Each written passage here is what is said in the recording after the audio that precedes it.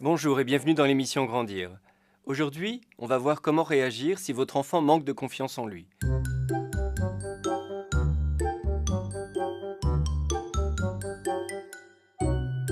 Alors bien sûr, il ne faut pas que votre enfant soit arrogant ou qu'il soit trop sûr de lui, parce que sinon il pourrait prendre des risques inconsidérés ou bien tout simplement pas faire d'efforts pensant que déjà il est très doué.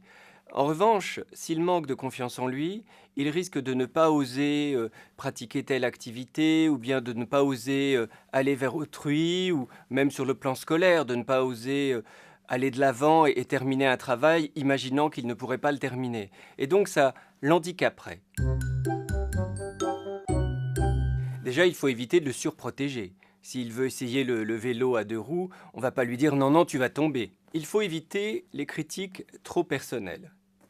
S'il se conduit mal, on lui dit cette façon de faire n'est pas bien. On lui dit pas tu es nul.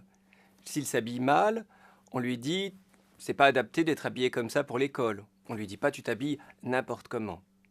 On va éviter aussi les attentes trop élevées. Alors bien sûr, en tant que parent, on a un objectif, on veut qu'il réussisse ceci ou réussisse cela, mais on va lui fixer des objectifs progressifs pour qu'il puisse les atteindre, parce que sinon ça lui semblera trop élevé pour lui et il risque de renoncer. Enfin, on évitera de conditionner notre amour à sa réussite, c'est-à-dire qu'il réussisse ou qu'il rate, de toute façon on l'aime quand même. Parce que sinon il n'osera jamais rien faire de peur de perdre notre amour.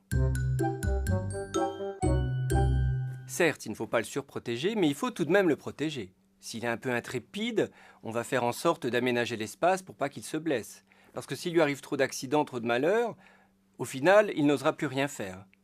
S'il est menacé ou embêté par des enfants à l'école, eh bien on intervient pour le protéger. Si votre enfant manque de confiance en lui, responsabilisez-le. Confiez-lui des petites responsabilités. Par exemple, envoyez-le acheter le pain, ou bien accompagnez-le faire des courses, mais invitez-le à demander à la marchande le produit. Responsabilisez-le et autonomisez-le.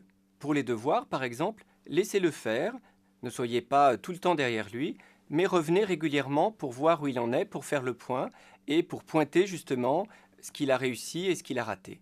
Et puis on va développer ses activités, en espérant qu'il devienne très compétent dans l'une d'elles, parce que du coup ça sera une assise pour sa confiance en lui, mais même s'il ne devient pas super performant au football ou dans la danse, peu importe. Le fait d'être comme ça un peu touche à tout, ça développera sa confiance en lui et surtout ça l'ouvrira aux autres. Ça lui permettra d'entrer en communication avec les autres.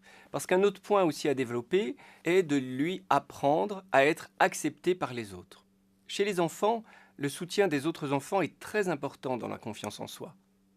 Donc on va lui apprendre à, quand il rencontre quelqu'un de nouveau, à se présenter, à lui demander son prénom. On va lui apprendre, à, quand il est sollicité, à répondre de manière positive. On va lui apprendre à ne pas être trop agressif ou trop moqueur. On va lui apprendre aussi à savoir dire non, bien sûr, pour se faire respecter. L'autre conduite à tenir, c'est bien sûr de le valoriser, de le complimenter, de l'encourager.